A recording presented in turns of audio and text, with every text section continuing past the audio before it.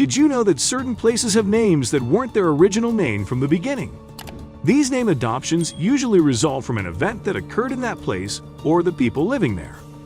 Regardless, places like to find it hard to let go of those names as they become their new identity.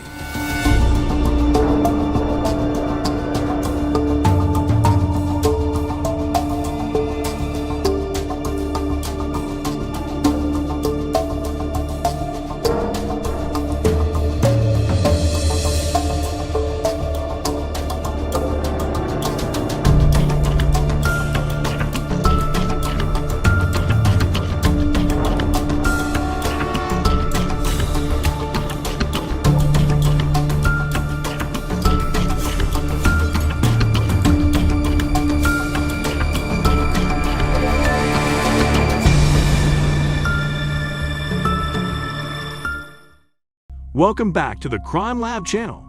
In today's video, we will be looking at the story of Death Island. For an entire island to be referred to as Death Island definitely means that a couple of people have lost their lives, and there has to be a reason behind it. This then gives birth to the questions, how did Death Island earn its name? And what is the reason behind the name? Let's take a look at the story behind this island. Popularly known as Death Island or Turtle Island, Koh Tao is an island in Thailand and part of the Chumphan archipelago on the western shore of the Gulf of Thailand. As of 2006, its official population was 1,382, with the main settlement being Ban Mi Had. The economy of this island is almost exclusively centered on tourism, especially scuba diving. This makes it a really good vacation spot for travelers and backpackers from all over the world. Some 3,000 to 5,000 Burmese workers staff the island to serve the tourist population. While being a very reputable and inexpensive vacation site, this island also experienced a number of murders and deaths, which earned it the name Death Island, given by British tabloids. This started in 2014 with the deaths of 2 British tourists. On 15 September, the bodies of Hannah Witheridge and David Miller were found on Sare Beach on the island of Koh Tao between 4 and 5 a.m., a few hours after their deaths. According to the police reports, both victims had been hit several times on the head. In addition, Hannah had been raped and David had been drowned. The murders were the first cases of homicide on the island of Koh Tao in over 8 years. International media, human rights organizations, and legal experts widely criticized the police investigation and criminal trial. 2 weeks later, 2 illegal Burmese migrant workers were blamed for the deaths, primarily based on DNA evidence, and confessed following an hours-long interrogation. The suspects were initially denied access to legal counsel and alleged that police used torture and threats to secure a confession. Forensic scientists and legal experts criticized the police for mishandling the evidence, allowing contamination of the crime scene and failing to use experts to collect forensic evidence. In December 2015, the pair were convicted of the murder and sentenced to death. Attempts to appeal the sentence failed, but a royal decree was issued by King Vajiralongkorn in 2020, commuting the death sentence to life imprisonment. In 2015, there was another death on the island. A girl named CHRISTINA ANNESLEY from Orpington, southeast London, lost her life on the island. Her father, Boyne Annesley, believes his 23-year-old daughter was murdered on Koh Tao Island in January 2015. The university graduate was 2 weeks into a 4-month backpacking trip around Southeast Asia when she was found dead in her bungalow. At the time, rumors of secret CCTV footage, inconclusive blood samples, and a mysterious Swedish man made Christina's dad suspicious.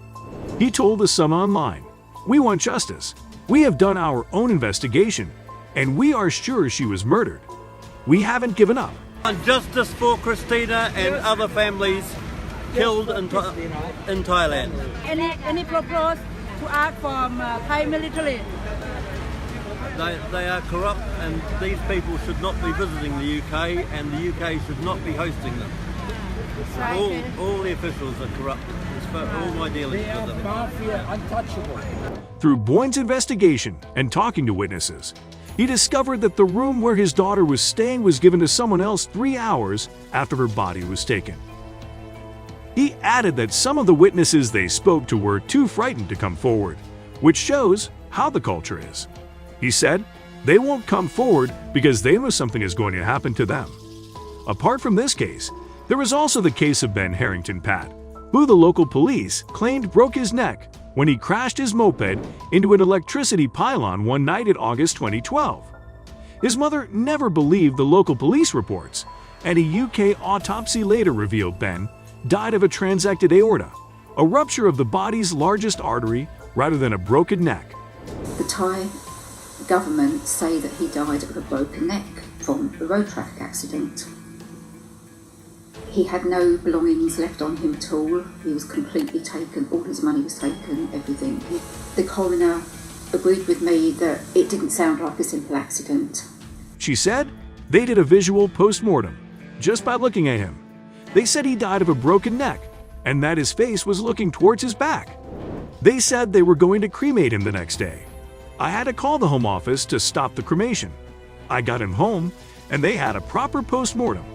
Most of his bones were broken, but the one bone that wasn't broken was his neck, and there was no evidence of his face looking towards his back.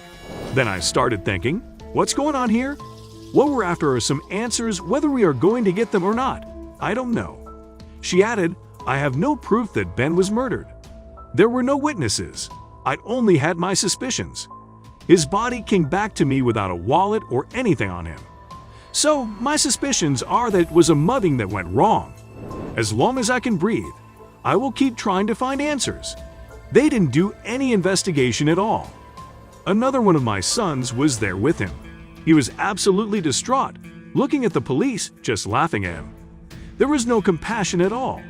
He had to go down to identify the body, which he couldn't do, and while he was sitting there, the police were just laughing. That is awful. Another case is 25-year-old Nick Pearson, who was found floating in an island bay at the foot of a 50-feet drop on New Year's Day, 2014, despite claims of a fall. He had no broken bones. While the police ruled out foul play, Nick's family said officers did not investigate a single witness, and they believed he was murdered. UK reporter Susan Buchanan has thoroughly investigated the cases alongside the deaths of Belgian Elise Delamanche, Swiss Hans Peter Suter, and French Dimitri Povs, who were also found dead under mysterious circumstances. The former founder of the San Louis Times suggested in her new book, The Curse of the Turtle, that something fishy is happening on that island. She challenges the validity of the investigations conducted by the Thai police, claiming she has a lot of evidence and speaks of powerful local families running the island without having to comply with any laws.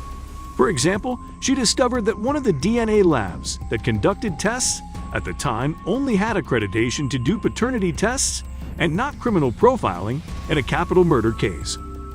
Susan told the Sun Online they all died in really mysterious circumstances. The Thai version of CHRISTINA ANNESLEY's death was that she died of natural causes. She's 23. They suggested that she mixed antibiotics with alcohol. As much as that would make the antibiotics less efficient or make you feel bad, it's not going to kill you. None of the families believe that the way the police said they died is actually how they died, and they are all very unhappy with the investigation. When Nick Pearson died, the police didn't go to his room. They didn't interview anybody. She added, again, when CHRISTINA ANNESLEY died, police didn't interview the last person she was seen with while she was alive. It's just really shoddy investigation work.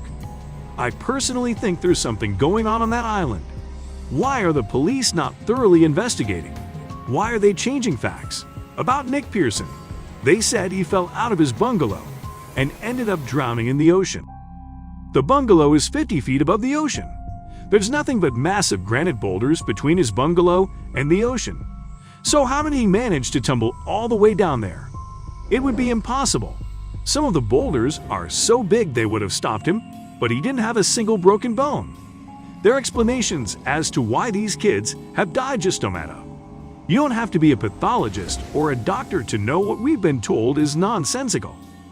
The reporter was forced to leave the country she lived in for 20 years after Thai authorities issued an arrest warrant accusing her of publishing false information and violating the computer crime law. It was obvious that something dubious was happening regarding the murders on this island. The most recent of them was the death of millionaire tycoon rickshaw Sacheth Emekal and his wife Anshu, who mysteriously died in 2021. All these unsolved and unexplained murders with inconsistent and insensible evidence and explanations beg the question, is Koh Tao safe for tourists, or anyone for that matter? Thank you for watching this video. Hit us up in the comment section and give us a thumbs up if you liked the video. Also, don't forget to subscribe to the channel for more videos.